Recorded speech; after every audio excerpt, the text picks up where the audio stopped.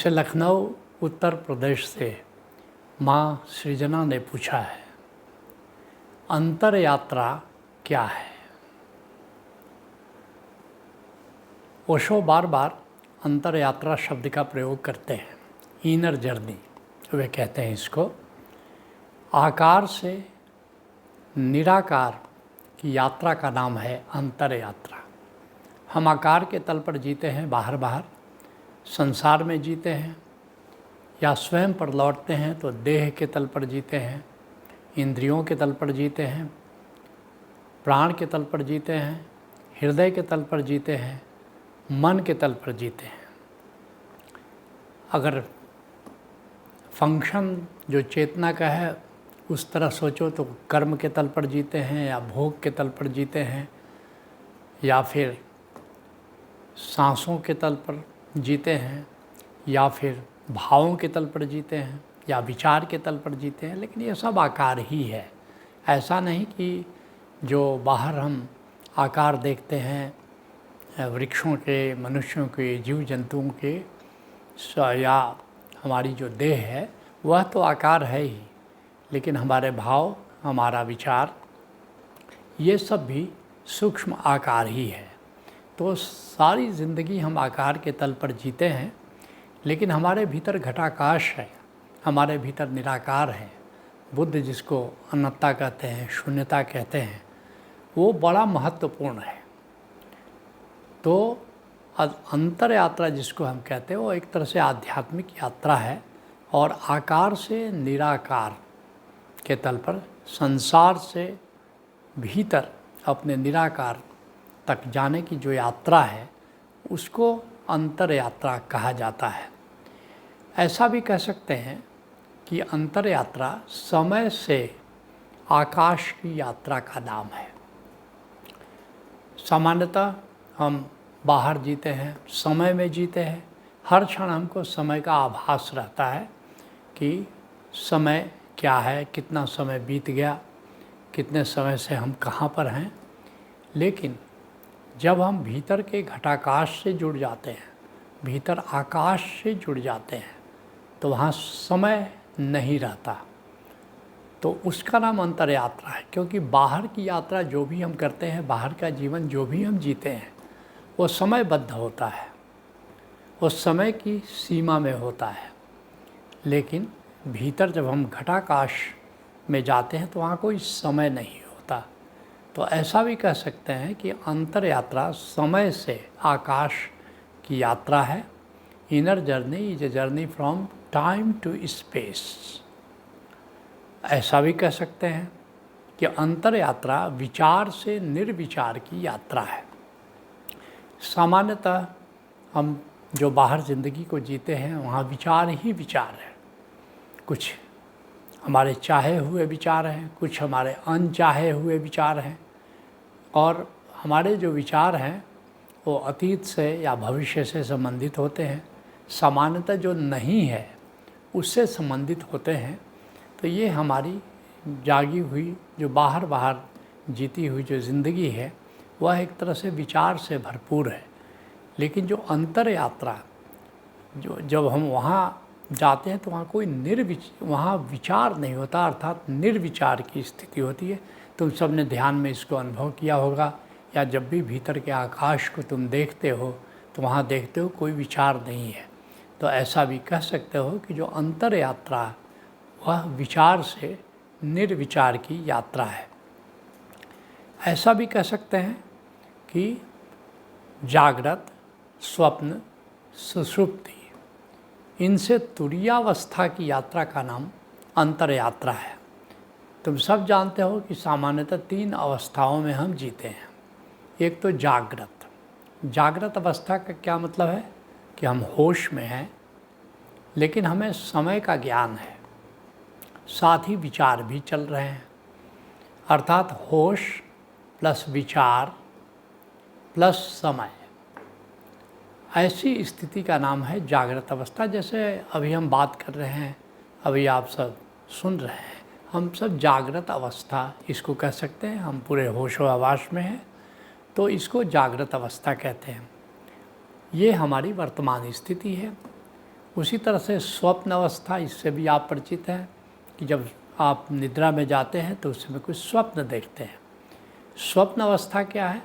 बेहोशी प्लस विचार प्लस समय, अर्थात हमें होश नहीं होता और लेकिन कुछ न कुछ विचार चल रहे हैं जिसको हम सपना कहते हैं, और साथ ही उसका एक अपना समय होता है। माना कि बाहर के समय से वह समय अलग है लेकिन एक अपना समय होता है, तो उसको स्वप्नावस्था कहते हैं।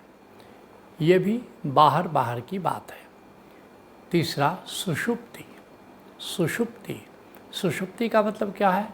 हम बेहोश हैं, वहाँ कोई विचार नहीं है, वहाँ पर कोई समय का ज्ञान नहीं है, ये निद्रा अवस्था है। तो सामान्यतः 3 अवस्थाओं से हम परिचित हैं। ये हमारी एक तरह से वृत्तियाँ हैं। लेकिन एक तुरीयावस्था है।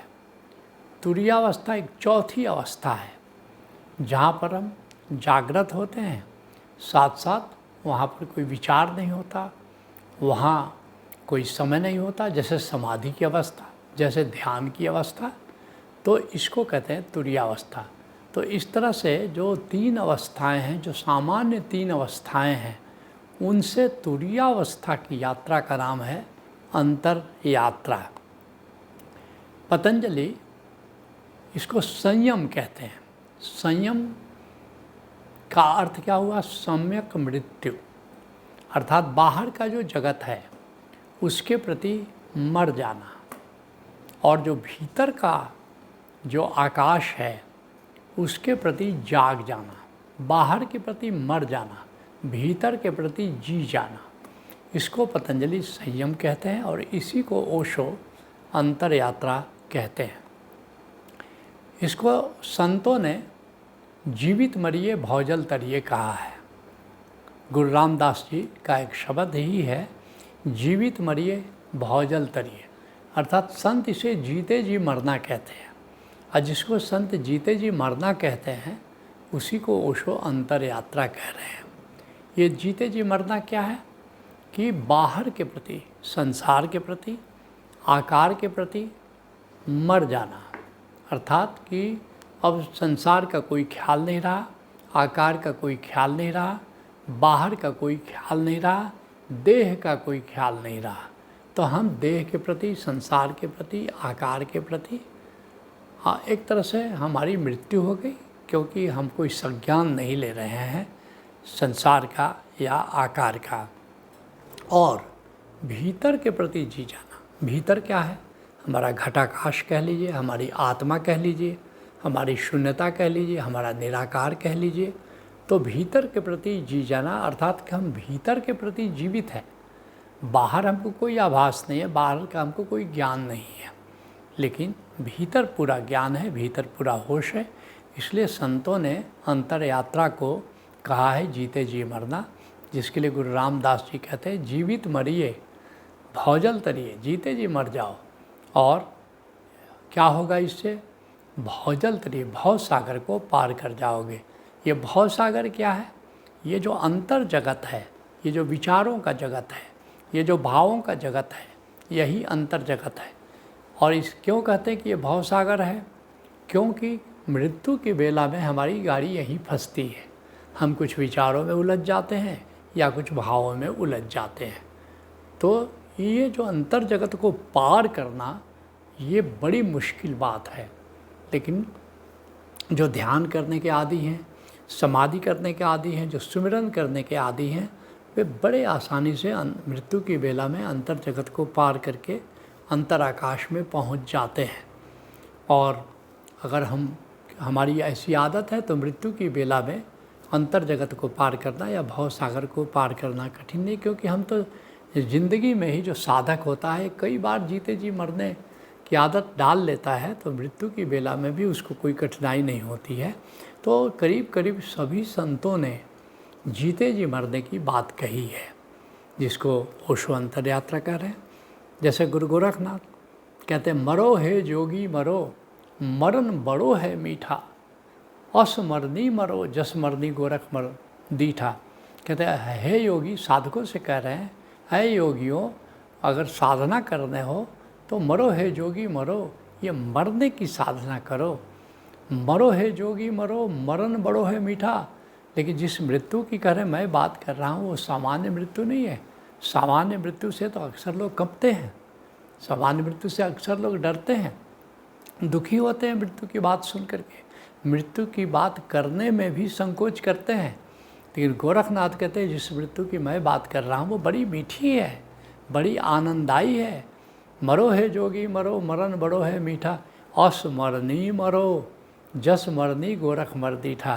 कहते हैं ऐसी मृत्यु की मैं बात कर रहा हूँ जिसको अगर तुम उपलब्ध हो जाओ तो तुम परमात्मा का दर्शन कर लेते हो, तुम आत्मा का दर्शन कर लेते हो। तो अंतर यात्रा हमें आत्म दर्शन कराता है, आत्म अवलोकन कराता है, आत्म प्रेम कराता है, आत्म परिचय कराता है।